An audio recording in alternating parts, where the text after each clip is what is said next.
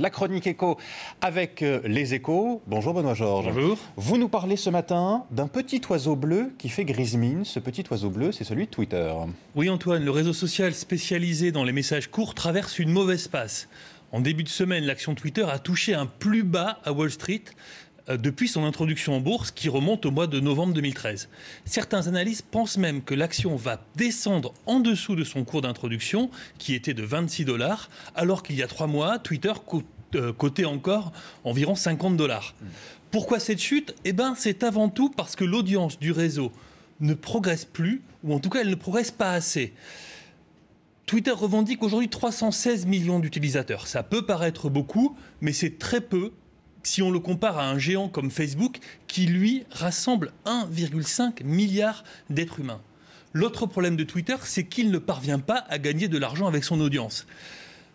Son modèle économique est basé sur la publicité, mais il n'a pas encore fait ses preuves. Et pendant ce temps, Twitter creuse ses pertes. Elles se sont élevées à 130 millions de dollars au cours des 3 derniers mois. Du coup, les espoirs de voir Twitter devenir un jour un géant de l'Internet semblent de plus en plus minces et les investisseurs ont tendance à aller voir ailleurs. Pour les rassurer, il y a 2 mois, le patron de l'entreprise, Dick Costolo, a été débarqué. Il a été remplacé par son fondateur. Le fondateur de Twitter, Jack Dorsey, est revenu temporairement aux commandes, comme l'avait fait à une époque Steve Jobs et Apple.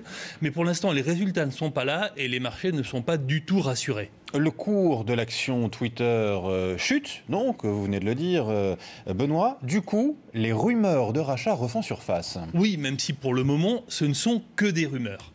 Parce que la capitalisation, c'est-à-dire la valeur en bourse de Twitter, n'a jamais été aussi basse. Elle a été diminuée de moitié.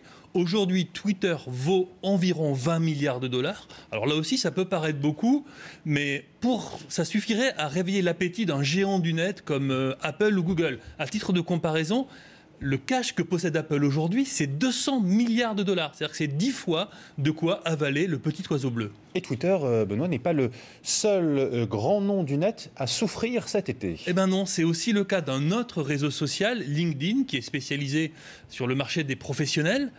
LinkedIn a annoncé des pertes de 68 millions d'euros au cours du dernier trimestre fiscal, d'avril à juin.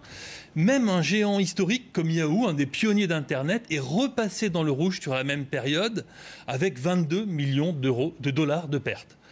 En revanche, les 2 grands maîtres d'Internet, que sont aujourd'hui Google d'un côté et Facebook de l'autre, vont bien, très bien, merci pour eux. Le réseau social de Mark Zuckerberg a engrangé 719 millions de dollars entre avril et juin. Quant à Google, toujours aussi impressionnant, son bénéfice a dépassé sur la même période les 3 milliards de dollars. Et c'était déjà la même chose au premier trimestre. Les difficultés de Twitter, c'est à lire aujourd'hui dans les échos. Merci Benoît Georges, c'était la chronique éco.